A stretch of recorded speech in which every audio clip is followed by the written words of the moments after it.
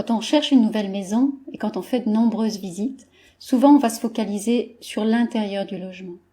Mais ce qui se passe à l'extérieur est tout aussi important si ce n'est plus.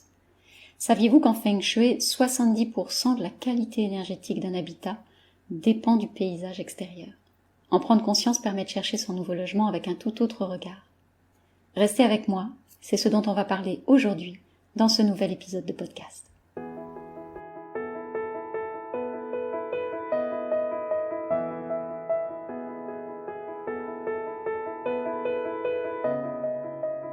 Bienvenue à la maison, bienvenue chez toi. Je suis tellement heureuse de t'accueillir ici dans cet espace, ce podcast qui vient mettre de l'énergie dans ta maison et dans ta vie. Je suis Valérie Fayolle, experte en Feng Shui de l'habitat, et j'ai à cœur de te partager chaque semaine tous mes conseils pour faire de ta maison un havre de paix et de vitalité. J'espère que tu trouveras ici des réponses à tes questions, des solutions, de l'inspiration aussi, et tellement plus encore. Bonjour à tous et bienvenue dans ce nouvel épisode. Aujourd'hui, on continue de parler de déménagement. Il y a une étape qui est presque incontournable en fait quand on s'apprête à déménager ou quand on a un projet de déménagement. C'est le moment où on va chercher sa nouvelle maison. Parfois, elle arrive toute seule, parfois on emménage chez quelqu'un, chez un conjoint ou dans la famille, ou alors on hérite d'un bien, mais la plupart du temps, on va chercher sa nouvelle maison. Il y a cette étape-là au préalable. Et là encore, parfois, on la trouve rapidement, et puis d'autres fois, c'est particulièrement long. Ça peut s'inscrire dans la durée, surtout quand on est dans un contexte de marché immobilier qui est tendu. On voit bien aujourd'hui, il y a des prix qui augmentent, il y a une offre qui se réduit aussi. Et donc là, on peut avoir de la difficulté, plus de difficulté en tout cas, à trouver la maison ou l'appartement, c'est pareil, qui correspond également à notre projet. Et donc, on va partir en quête de la perle rare. C'est comme si on cherchait une aiguille dans une botte de foin. Et donc, cette recherche-là, de la perle rare, elle peut durer vraiment longtemps. Elle peut durer vraiment longtemps, surtout quand on a un projet de construction, par exemple, qu'on cherche un terrain, ou un projet d'acquisition, j'ai envie de dire, à moyen ou long terme. Je vois pas mal de mes clients, nombreux de mes clients, qui font appel à moi et qui sont dans cette démarche-là, dans la démarche d'une recherche au long cours. Et ça fait déjà plusieurs années qu'ils cherchent quand ils arrivent jusqu'à moi. Mais parfois, et c'est souvent la plupart du temps, on ne dispose pas de ce temps-là. On n'a pas cette amplitude de temps-là. On n'a pas des années devant soi.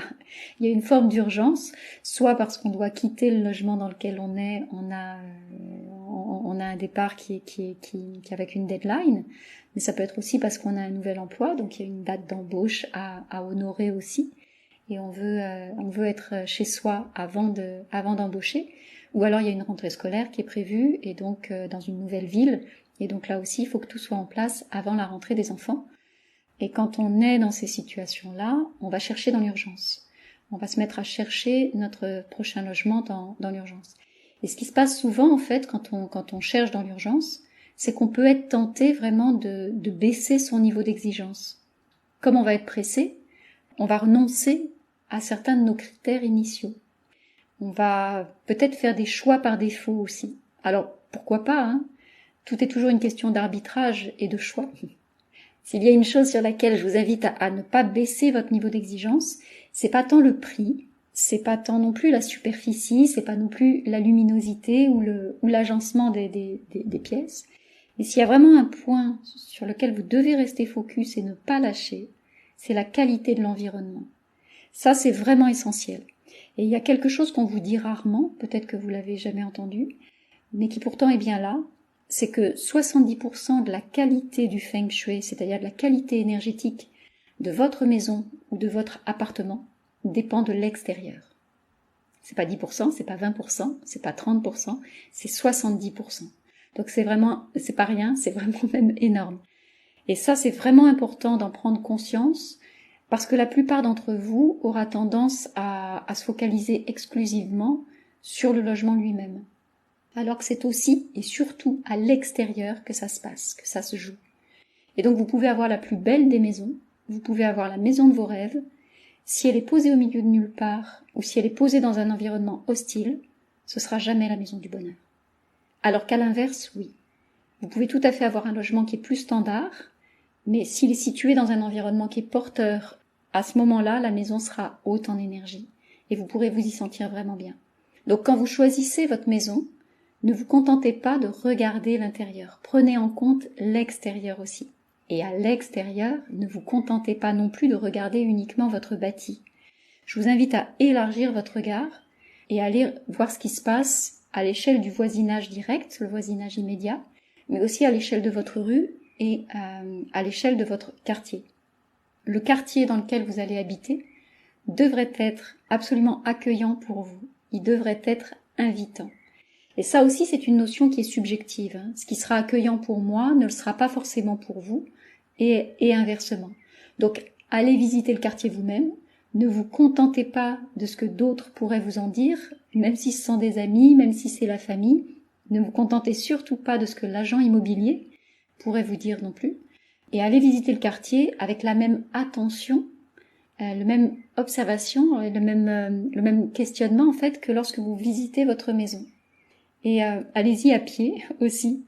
Ne vous contentez pas non plus d'un tour de voiture rapide. Et donc, en y allant à pied, vous allez vraiment prendre le temps de regarder autour de vous et de ressentir ce qui est là. Et à ce moment-là, vous allez vous demander, est-ce que la vie ici va être douce? Est-ce que ce quartier est agréable? Ou alors est-ce qu'il est agressif? Ça aussi, c'est subjectif. D'accord? Donc, allez vraiment faire aller chercher la perception qui est la vôtre à cet endroit-là. Demandez-vous si vous aurez envie de vivre à cet endroit chaque jour, si vous aurez du plaisir à y déambuler, à vous y promener. Est-ce que ce quartier correspond à votre besoin? Qu'est-ce qui est important pour vous aujourd'hui? Là, je fais un petit aparté parce que la semaine dernière, on a parlé justement de cette notion de besoin au moment où on déménage. Donc, je vous invite à aller écouter l'épisode 3 du podcast, si vous ne l'avez pas déjà écouté, pour aller creuser cette question-là. Donc, est-ce que ce quartier correspond à votre besoin et qu'est-ce qui est important pour vous aujourd'hui? Si vous ne prêtez pas attention à l'environnement extérieur, non seulement vous risquez d'avoir un logement qui va être bas en énergie, mais vous risquez aussi de vous y enfermer en fait, de vous y replier et de vous isoler à l'intérieur de chez vous. Ça c'est très fréquent, je le vois extrêmement fréquemment. Et cet isolement-là, ce repli sur soi et ce repli chez soi, va complètement à l'encontre des principes du Feng Shui.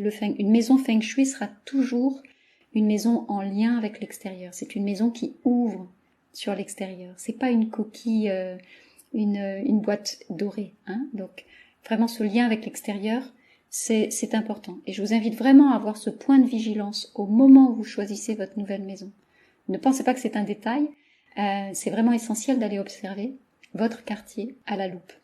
Et il y a là aussi un deuxième point qui concerne l'extérieur et qui va être important pour vous, qui va être important pour vous aider à choisir votre nouveau logement, c'est d'aller regarder votre bâti et le paysage dans lequel il s'insère. Que ce soit une maison ou que ce soit un immeuble d'ailleurs, prenez le temps d'observer cet environnement proche, l'environnement qui est directement autour de votre futur logement. Donc on resserre, là on n'est plus à l'échelle du quartier, on est vraiment à l'échelle de l'environnement direct. Et cet environnement-là, lui aussi, il devrait être accueillant et invitant. Alors on va éviter par exemple la proximité on va éviter d'aller habiter à proximité de bâtiments qui sont dégradés, par exemple des friches industrielles, des terrains vagues aussi, tout ce qui est autour de vous et qui pourrait nourrir une énergie basse ou une énergie agressive va se répercuter sur votre logement également, et donc sur vous indirectement. Ça peut être le cas aussi si vous vous apprêtez à vivre à proximité d'un hôpital par exemple. C'est une énergie basse. Une zone de gros travaux aussi, regardez s'il y a des gros chantiers qui sont là à l'œuvre, ou à proximité de pylônes électriques aussi qui peuvent être des structures très agressives et très impactantes. Donc on va éviter ce type d'environnement, parce que si vous habitez là, ça va venir vous piquer chaque jour en fait. Ça va créer un stress continu en arrière-plan, mais vraiment en continu, en filigrane. Et votre maison, elle va se charger de cette énergie-là également. Je vois encore beaucoup d'entre vous se focaliser vraiment à 100% sur l'intérieur du logement, alors que vous voyez, il y a plein d'éléments à prendre en compte sur l'extérieur. Et si vous vous ouvrez sur l'extérieur dès votre recherche, quitte à en faire d'ailleurs votre principal point d'attention, votre critère principal, vous allez vous éviter bien des désillusions pour la suite. et vous trouverez aussi beaucoup plus facilement la maison qui vous correspond sans risque de vouloir déménager à nouveau dans quelques mois parce que vous y sentiriez mal. Voilà mes amis ce que je voulais partager avec vous aujourd'hui. J'espère que vous y avez trouvé de la valeur. La semaine prochaine, on continuera de parler de déménagement et de recherche de maison. Et si cet épisode vous a plu, si vous avez envie de découvrir les suivants aussi, je vous invite vraiment à vous abonner dès maintenant pour ne pas manquer la suite. Et n'hésitez pas à m'écrire également pour me partager vous aussi vos expériences, vos histoires, vos témoignages, votre vécu avec vous ou votre maison. Je vous donne rendez-vous la semaine prochaine et d'ici là, prenez soin de vous et prenez soin de votre maison.